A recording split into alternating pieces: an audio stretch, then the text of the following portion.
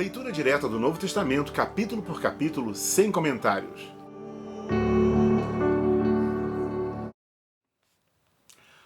Mateus, capítulo 9. E entrando Jesus no barco, passou para outra banda e chegou à sua cidade. E eis que lhe trouxeram um paralítico, deitado numa cama. E Jesus, vendo a fé deles, disse ao paralítico: Filho, tem bom ânimo, perdoados são os teus pecados. E eis que alguns dos escribas diziam entre si: Ele blasfema. Mas Jesus, conhecendo os seus pensamentos, disse-lhes: Por que pensais mal nos vossos corações? Pois qual é mais fácil, dizer: Perdoados são os teus pecados, ou dizer: Levanta-te e anda?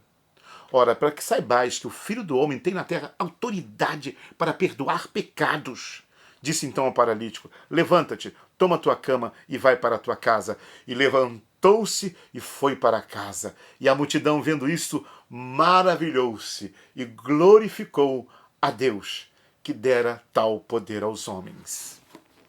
E Jesus, passando adiante dali, viu assentado na alfândega um homem chamado Mateu e disse-lhes: Segue-me. E ele, levantando-se, o seguiu. E aconteceu que, estando em casa, sentado à mesa, chegaram muitos publicanos e pecadores e sentaram-se juntamente com Jesus e seus discípulos. E os fariseus, vendo isso, disse-lhe aos seus discípulos: Por que come o vosso mestre com os publicanos e os pecadores? Jesus, porém, ouvindo, disse-lhes: Não necessitam de médicos sãos, mas sim os doentes. Ide, porém, e aprendei o que significa misericórdia quero e não sacrifício, porque eu não vim a chamar os justos, mas aos pecadores ao arrependimento. Então chegaram ao pé deles os discípulos de João, dizendo: Por que jejuamos nós e os fariseus muitas vezes, e os teus discípulos não jejuam? Disse-lhe Jesus: Podem porventura andar tristes os filhos das bodas enquanto o esposo está com eles? Dias, porém, virão em que lhes será tirado o esposo, então jejuarão. Ninguém deita remendo de pano novo em vestido velho, porque semelhante remendo rompe o vestido e faz-se maior a rotura. Não se deita vinho novo em odres velhos, aliás, rompe-se os odros e entorna-se o vinho. Os odres estragam-se, mas deita-se vinho novo em odres novos, e assim ambos se conservam.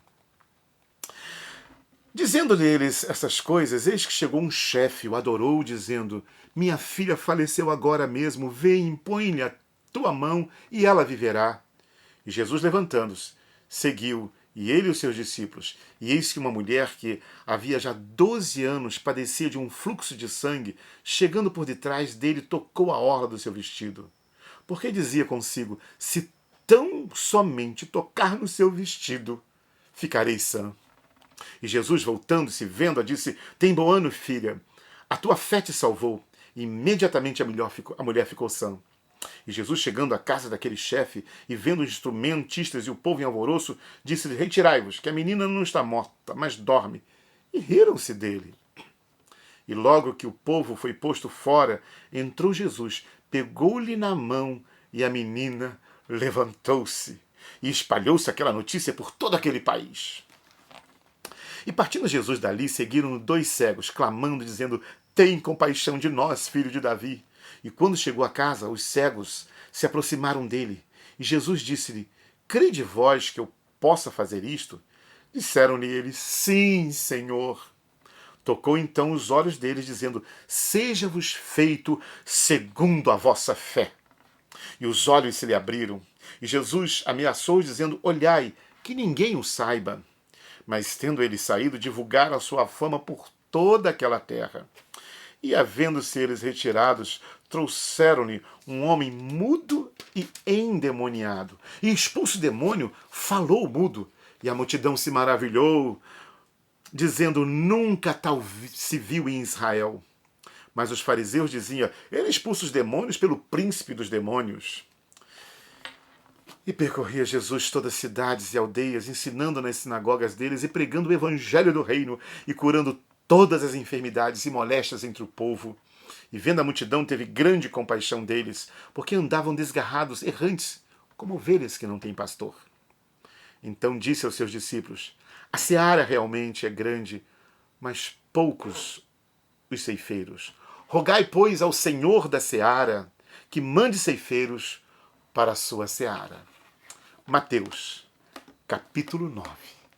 Que a graça do Eterno neste dia possa estar sobre a sua vida para curar, restaurar, libertar e que você possa se tornar um desses ceifeiros em resposta à oração ao Pai.